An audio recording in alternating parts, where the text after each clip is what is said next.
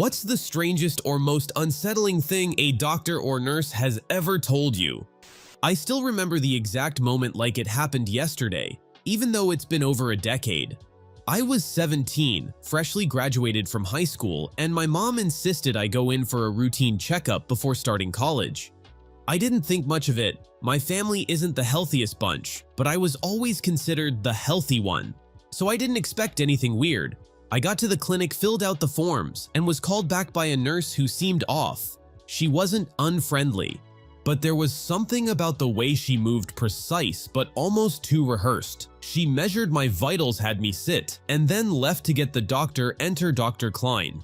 I remember thinking he looked like he had stepped out of a movie about scientists. White coat, glasses perched perfectly on his nose, and a gaze that felt like it was drilling straight into my brain. He introduced himself in a calm, almost monotone voice, asked the usual questions about my health, family history, diet, sleep. Normal, right? And then without warning, he said, "You have a heart rhythm that's unusual, not dangerous yet, but it's enough that I can tell you something about yourself that nobody else will." I blinked. My mouth opened and closed like a fish. What do you mean?" He leaned in slightly, lowering his voice. "Your heart doesn't just beat differently, it responds to fear differently. Stress, certain emotional triggers. I can tell you've been carrying a lot no one knows about, and if you're not careful, it will eventually catch up to you." I froze. Partly because it sounded like a scene out of a thriller movie, partly because he was looking at me as if he could read my soul. I stammered, I think I'm fine, right?" He gave a small, almost sad smile.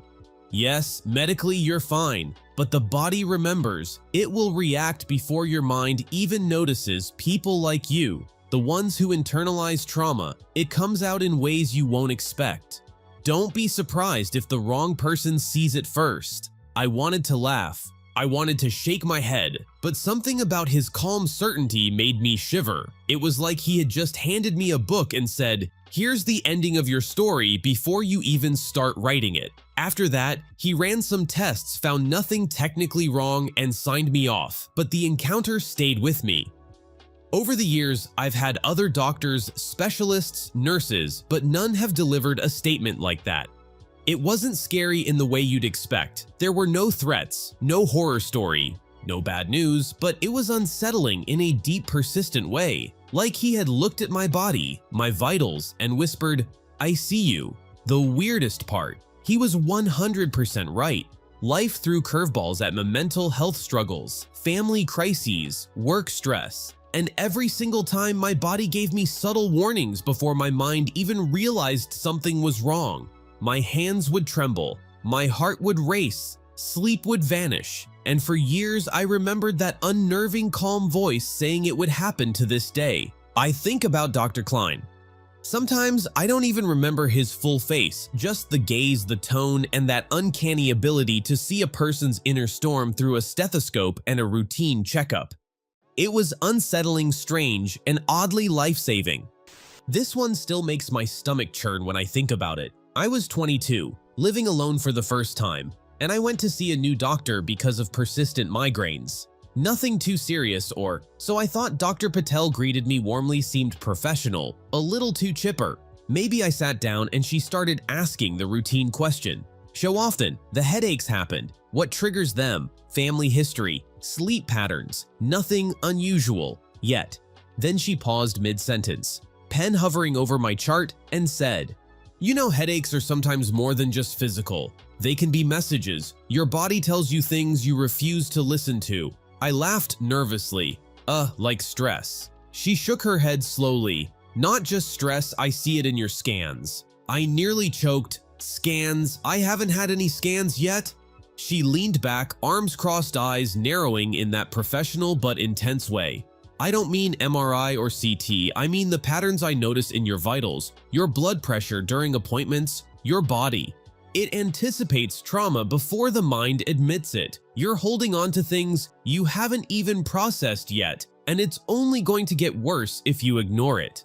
I remember sitting there frozen, not knowing whether to be terrified or impressed. She was calm, analytical, and absolutely unwavering. It wasn't the diagnosis that rattled me, it was the certainty that she could see parts of my life I had never spoken out loud. "Okay, what should I do?" I asked, unsure how to respond. She smiled faintly, not unkindly. "You'll learn your body tells the truth first. Listen to it. Stop pretending everything is fine. Otherwise, the messages will become impossible to ignore." I left her office that day with a prescription for a mild migraine med, but it felt like she had given me a warning more than medicine. Over the next few weeks, I noticed tiny things. My heart racing before I realized I was stressed, tension in my shoulders. Before I knew I was worried, every minor symptom became a signal. Like my body had been trying to speak for years, and she was the first person to translate it for me. It was weird, unsettling, and sort of profound. I've seen many doctors since, but nobody has ever told me something so vague yet so eerily accurate. It made me reconsider what it even means to be healthy. I've never forgotten her words, "Your body tells the truth first." And every time a headache hits, I think back to that appointment and wonder if she's right about everything she saw but never named. I was 29, about 6 months into a new job, and had been ignoring a persistent cough. Honestly, I thought it was just allergies or the office AC, but it didn't go away. My roommate finally convinced me to go see a doctor. I ended up at a small clinic I'd never been to before, and Dr. Simmons was assigned to me. She seemed young, almost too young, but confident in a way that immediately made me tense. She asked about my symptoms, family history, lifestyle, pretty standard stuff I answered honestly, joking a little about my work stress, how I stayed up too late binge-watching shows, basically expecting the usual just rest advice. Then she leaned back in her chair, folded her hands, and said, "I have to tell you something unusual about your lungs." I froze.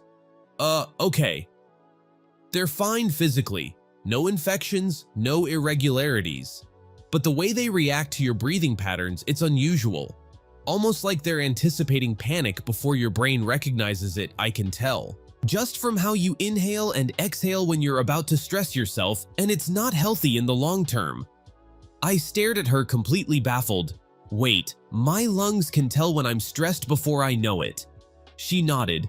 "Yes. Some people's bodies are hyper-aware of their internal state. It's not necessarily dangerous, but it's unsettling. You carry tension that you don't consciously acknowledge, and your lungs pick it up. And if you ignore it long enough, your body will eventually force you to confront it." I sat there dumbfounded. I had gone to the doctor expecting cough medicine or an inhaler, not some psychoanalysis of my stress responses. She didn't prescribe anything beyond a simple antihistamine for occasional irritation. But her words stuck on my way home. I kept thinking about how my body could know before my brain did, like some secret warning system I'd been ignoring my whole life.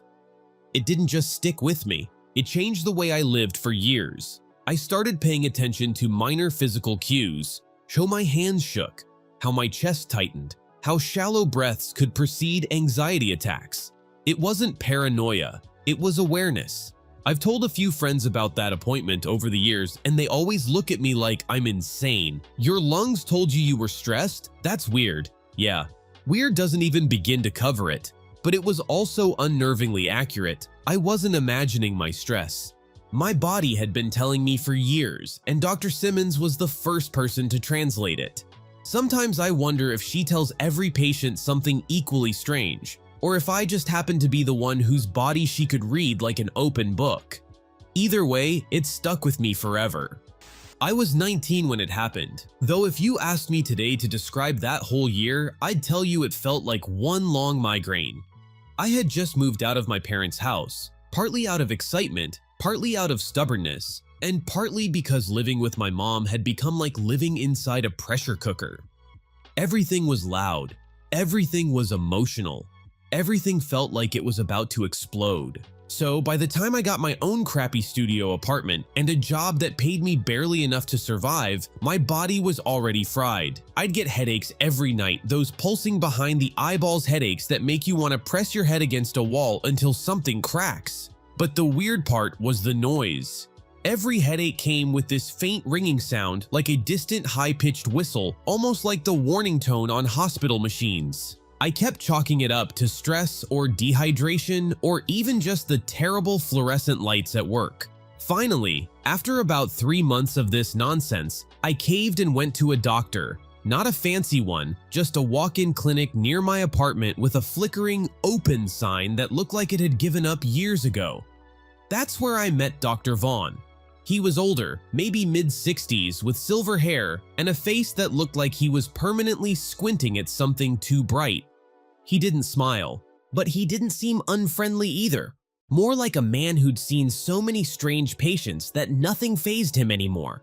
He took my vitals, he asked his questions, he pressed around my neck and temples.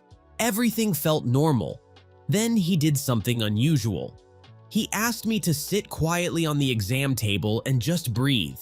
No talking, no fidgeting, no explaining my symptoms, nothing, just breathing. He stood there watching me, really watching. Not in a creepy way, more like he was waiting for some invisible cue that the rest of us mortals couldn't sense. After about 30 seconds, he said very casually, "Your body moves like it's bracing for danger." I blinked. "Come again." He gestured at my posture. "Your shoulders, your breath pattern, your neck muscles, all of them twitch slightly when you inhale. Every breath you take, your body reacts like it's expecting something painful to follow. It's a trauma reflex." I felt my stomach drop. I didn't think I was traumatized. I had stressful parents, sure, but trauma, that seemed dramatic. I laughed it off. "Is that just stress?" He shook his head slowly. "Stress shows differently. Your body is behaving like it remembers something even if you don't." I didn't know what to say. I felt exposed in a way I didn't have the vocabulary for yet. He continued examining me, but the mood had shifted. It was almost too quiet. He grabbed a small tuning fork cone of those metal ones with 2 prongs and hit it against something on the counter to make it vibrate. Then he placed it behind my ear. The ringing in my head immediately changed pitch. I nearly jumped. He noticed, "You hear that differently from most people." My eyebrow shot up. "Differently how?" He waited a moment before answering like he was deciding whether he should. "People with chronic hypervigilance often hear frequencies more sharply. The brain is trained to detect danger in sound. That's why your headaches come with ringing. They're not migraines, they're your nerves firing like you're still in threat mode." I sat there with my mouth slightly open, feeling like someone had just read my private diary, the one I never actually wrote, but apparently my body had kept anyway. He didn't diagnose me with anything official, no prescriptions, no tests. He just gave me a paper with a therapist's number and said, quietly, "If you ignore what your body is trying to tell you, it doesn't stop talking. It gets louder." And for months after that, the ringing did get louder, especially when I pretended I was fine, especially when I avoided thinking about childhood arguments, slammed doors, my father's temper, my mother's panic attacks. I've seen a lot of doctors since then, but none have ever said something that freaked me out the way Dr. Vaughn did that day. Even now, 10 years later, whenever I feel that faint whine in my ears, I remember his words exactly. Your body remembers things, even when you don't. I wish he hadn't been so damn right. I was 23 when I got the piece of medical advice that still rattles in my skull like a loose screw. At the time, I thought I was dealing with burnout, regular boring burnout from a job where the managers acted like the company would collapse if you took a lunch break longer than 12 minutes. I worked in tech support and every headset felt like a collar. People yelled in my ear 8 hours a day. Some days I'd finish a shift and my hands would be trembling without me realizing it. But the weirdest part, the part I didn't tell anyone, was that I'd get this sudden sharp pain in my chest every few days. Not like heartburn, not like anxiety, something more precise, something like a cold mechanical pinch right under my sternum, a 1-second stab, then it was gone. I told myself it was nothing, the way you do when you're young and stupid and assume you're basically immortal. But after the 8th or 9th time it happened in a week, I finally went to urgent care because my coworker, bless her paranoid soul, Googled chest pain stabbing symptoms and almost fainted from the results. The urgent care wasn't busy that night, so I got seen within 10 minutes. My nurse was this middle-aged woman with hair like she cut it herself over a sink shoulder-length uneven but somehow still flattering. Her name tag said Maribel, and she had this calm but no-nonsense vibe that nurses get when they've seen way too much real chaos to be fazed by people like me. She hooked me up to an EKG, joking lightly to break the tension while she attached sticky electrodes to my chest. Then she watched the screen. Her mood changed almost instantly. Not fear, not concern, just a weird shift. Not quite human alarm, more like recognition. She didn't say anything at first, which was somehow worse. I lay there staring at her face, trying to read it, feeling like my heart was the one doing the reading. Finally, she said quietly, "You're not going to like what I'm about to tell you." My throat dried up. "Okay." She pointed at the EKG results. "Your heart skips not enough to be dangerous, not enough to diagnose you with anything, just enough to notice." I waited for an explanation. Then she added something that made my entire body go cold. "Hearts like yours usually belong to people who hold their breath when they're scared." I felt my eyebrows pull together. "Sorry, what?" She pulled up a rolling stool and sat down next to me like she was about to tell me a secret. Not a medical explanation, not a diagnosis. A confession. "You have micro-arrest pauses," she said. "Little hesitations, like your heart is bracing for impact because it got trained that way." I thought she was joking. Trained like by what? She held my gaze for way too long. "How long were you scared in your childhood?" I swear to God, I felt the world tilt. No doctor had asked me that before. No one connected anything to anything. Everyone just calls anxiety, anxiety, and sends you home with breathing exercises. But she had seen something. I tried to laugh. "I mean, normal family drama, I guess." Maribel shook her head gently. "No, this is different. This pattern shows up in people who learned early that the safest way to survive something unpredictable was to not breathe, or to breathe so quietly that the danger wouldn't notice them." My stomach clenched in a way that felt too familiar. I suddenly remembered nights hiding in my room while my parents screamed at each other. Holding my breath whenever their footsteps came too close to my door. I hadn't thought about that in years. Or I guess I hadn't let myself. She must have seen something in my face because her voice softened. "Listen, you're not dying. But you need to understand that your body learned a lesson it thinks it still needs. That's why you're getting those chest pains. Your heart is stopping for a split second, like it's waiting for something you're not in anymore."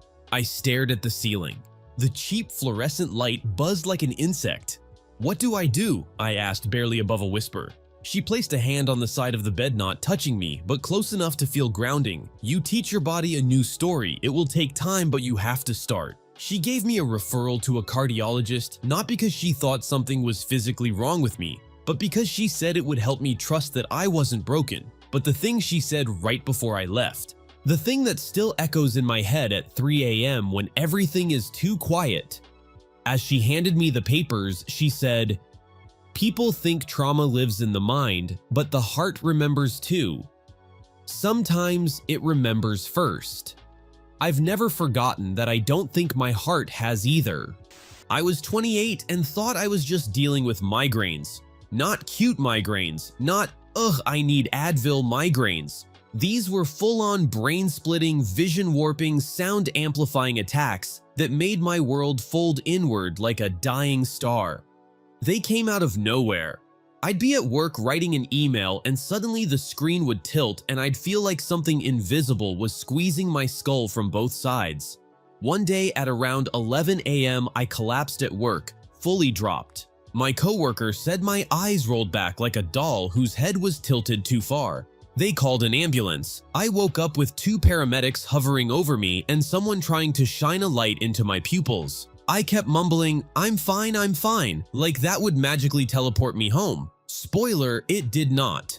At the hospital, they sent me straight to get a CT scan. I had no idea what was going on, but the tech whispered, "Relax," in the kind of voice people use when they know you're not going to relax. Afterward, they wheeled me into a small room where I waited for the doctor. The room was too quiet, the kind of quiet that makes your heartbeat sound like footsteps approaching. Then the neurologist walked in. Tall guy, thin as a rake, wearing glasses that magnified his eyes so much he looked permanently startled. He sat down, opened my chart, and the first thing out of his mouth wasn't, "You're okay," or "Here's what we think." It was, "Do you dream about drowning?" I blinked. What, no, why? He looked at the chart again. "You have a very unusual pattern in your scan. It's not dangerous, but it's distinctive." My stomach clenched. Distinctive how? He tapped his temple. "Your brain behaves like someone who spent a significant part of their childhood holding their breath." At first, I thought he meant swimming. I loved swimming as a kid, so I laughed and said, "Oh yeah, I used to hold my breath underwater for too long. Maybe it's that." He shook his head slowly. "No, this isn't from holding your breath for fun. This is from holding your breath because your body thought it had to." Everything inside me froze. My fingers, my lungs, even my tongue. Because suddenly I was 9 again, hiding in the laundry room while my dad raged around the house looking for something to throw. I remembered crouching behind the dryer, making myself smaller. Holding my breath until my chest burned because the sound of my breathing would echo in the metal and I didn't want him to hear me. I hadn't thought about that in years. I thought I'd moved past it, grown out of it, but the doctor wasn't done. He slid the scan toward me. "See here, the thalamus and the midbrain show stress signatures we usually see in people who lived in an unpredictable environment. The brain essentially adapted by developing an anticipatory silence response." Silence response. I repeated, trying not to sound panicked. He nodded. "Your brain learned that silence was safety, so now when you get overwhelmed, it tries to shut down everything, including sensory processing, so it can find that silence again. That's what causes your migraines." I leaned back dizzy with a whole new kind of nausea. "So what, I just have childhood trauma migraines?" He folded his hands thinking, "In a way, you had to disappear to survive. Your brain is still trying to disappear." I stared at the floor. My hands felt like they weren't mine anymore. "But the good news," he said gently, "is that this is treatable, not with medication alone. You have to teach your brain that you're not 9 years old in a laundry room anymore." I didn't cry in front of him, but I cried in my car, hard. The kind of crying that makes your chest feel bruised. I hadn't realized that my body, my damn brain, was still living in a house I left years ago. Before I left, he said something that stuck with me. "Pain is sometimes just the body trying to speak a truth you didn't know you were still hiding." And honestly, that was the first time a doctor ever made me feel seen, not just examined. I think the weirdest and most unsettling thing a medical professional has ever told me happened when I was 22. And honestly, it's one of those stories that still pops into my head at night, like a badly timed jump scare. For context, I've always been clumsy. Not quirky clumsy, not "oops, I tripped into your arms." Rom-com clumsy, just plain old gravity and I aren't on speaking terms clumsy. My friends joked that I had the depth perception of a potato I'd walk into, door frames, miss steps, knock over glasses, just a hazard in general. But it got worse. One winter, I slipped 3 times in 2 weeks, and on the 3rd fall, I smacked the back of my head on icy concrete so hard that everything went bright white, like someone turned on a floodlight inside my skull. When my vision finally came back, there were 2 EMTs leaning over me, asking questions I couldn't quite understand. They took me to the ER to make sure I didn't have a concussion. I kept saying, "I'm fine," because that's my toxic trait. I will literally be dying and still reassure everyone I'm fine. They brought me for an MRI to rule out internal bleeding. I didn't think anything of it. I was more worried about the fact that I lost one glove somewhere during the fall. Priorities, right? After the scan, they parked me in a small consultation room, and that's when the neurologist came in. Older guy, tired eyes hair that was trying its best but losing the battle. He pulled up the imaging on a screen, stared at it a little too long and said, "Do you mind if I ask you a personal question?" Which is never something you want to hear from a doctor. Ever. I said sure, even though every cell in my body screamed no. He turned to me with this weirdly soft expression and said, "Has anyone ever told you that you might have survived something you don't remember?" I just blinked at him. What does that mean? He rotated the screen toward me. I had no idea what I was looking at, just a bunch of gray blobs. But he pointed to one spot on the scan. This is a healed fracture, old, completely calcified based on the pattern. It's from a blunt force injury. I frowned hard. I've never broken my skull. He clasped his hands. You have, and judging by this scar tissue, it happened when you were very young. A toddler maybe, that alone was creepy, but he wasn't finished. You also have a small area of brain tissue that shows signs of oxygen deprivation. Again, healed again, very old. I felt cold. Not metaphorically cold, actual cold like someone put ice water in my veins. I said, so what, I nearly died as a kid? He hesitated, and I swear that hesitation aged me 10 years. It looks like you experienced a significant traumatic event early in life, something that caused a head injury and a period where your brain wasn't getting enough oxygen. What kind of event? I whispered. He didn't answer directly. He just sighed and said, there are only a few possibilities, none of them accidental. Hearing that made my stomach twist. I asked if something like falling downstairs could cause it, and he said, if you fell off a flight of stairs as a toddler with enough force to crack the back of your skull and cause oxygen loss, someone would have noticed. He printed out the scan and handed it to me for my records. But honestly, it felt more like he was handing me someone else's autobiography. Here's the part that still hits me.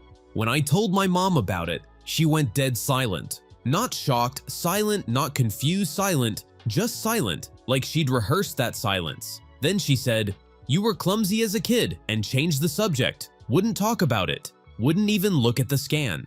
Later that night, I asked my older brother if he remembered anything weird happening when I was little. He said no, but he wouldn't meet my eyes either. He made the same silence my mom did. I don't know what happened. I probably never will. But sometimes, I catch my mom watching me with this look, this tight, anxious, guilty expression, and I think, maybe the strangest thing wasn't what the doctor told me. Maybe it's that my family already knew. I was 28 when a dentist, not even a medical doctor, just a regular dentist, said something so creepy that it still lives in my brain rent-free. And before anyone laughs, trust me, there is nothing more terrifying than a dental chair when the person hovering over you suddenly becomes poetic about your skeleton. So I went in for a routine cleaning. I wasn't scared or anything. I've never had a cavity in my life, so I basically consider myself a dental god. But halfway through the appointment, the hygienist paused in that way people do when they're pretending something is routine, but their eyes are saying, oh no, no. She excused herself and left the room. That was the first red flag. Then the dentist came in. He didn't smile. He didn't do the, hey there, how's your day going? Small talk. He just rolled in on his little wheeled stool, clicked on a brighter overhead lamp, and said in a very calm voice, has anyone ever mentioned this before? I tried to reply, but my mouth was full of tools and shame. So all I got out was, hnnf. He angled the mirror so I could see the back of my gums near the upper molars and pointed with that tiny metal pick. There was a faint lin, almost like the edge of a scar. He said, you have a healed incision in your upper gum, very precise, too precise to be accidental. I blinked at him like an idiot. An incision, as in cut. He nodded thoughtfully. Yes? Someone cut into your gum when you were very young. Around 8 or 9 years old, if I had to guess based on the growth pattern of the bone. I sat up even though he told me not to. Why would anyone cut my gum? He hesitated because apparently doctors practice ominous pauses in medical school. Then he said slower this time. In the early 90s and early 2000s, some dentists performed unnecessary procedures on children for insurance fraud. I felt my entire soul freeze. What kind of procedure? He answered immediately, like he'd already rehearsed it. A gum flap surgery, but only when needed. And this looks like it was done without a medical reason. My stomach dropped, like experimenting. He held my gaze for a long second before saying the most unsettling thing I've ever heard. Like someone either practiced on you or billed for work they didn't actually complete. He added that my gum healed in a way that suggested they cut but didn't finish whatever they intended to do, almost like they got interrupted. I sat there for a full minute, mouth dry, while the hygienist quietly pretended not to exist. When I went home, I called my mom. She got weird instantly, not confused, defensive. "Oh, that," she said too quickly. "You had a procedure as a kid. Small thing. Your dentist said you had an infection." I said, "Which dentist?" She said, "I don't remember." I said, "Mom, what dentist cuts a kid's gum without anesthesia or records?" She said, "I don't know," and hung up. That was red flag number 2. So I called my childhood dentist's office. The receptionist put me on hold for a long, uncomfortable amount of time. Finally, she came back and said, "Doctor is no longer practicing. We don't have your records." I asked, "Why not?" She said, "They were disposed of years ago." I said, "Like legally?" She said, "I'm not at liberty to discuss that," and hung up so fast it was almost comical. Later, I tracked down an old article online. The dentist, my childhood dentist, had been quietly investigated for insurance fraud, unnecessary procedures, and something described as aggressive pediatric experimentation. He retired early, moved states, never charged. I showed the article to my sister, expecting her to freak out with me, but instead she leaned in close, looked at the screen and whispered, "I remember screaming, I remember holding your hand in the waiting room, and Mom said if we told anyone, we'd get him in trouble." Then she added, "But I don't think she was protecting him." I asked, "Then who was she protecting?" She swallowed hard. "I think she was protecting herself. She kept bringing us back." Now I think about that cut every time I floss. A tiny, barely visible line in my gum. The only physical evidence of something my family will never talk about.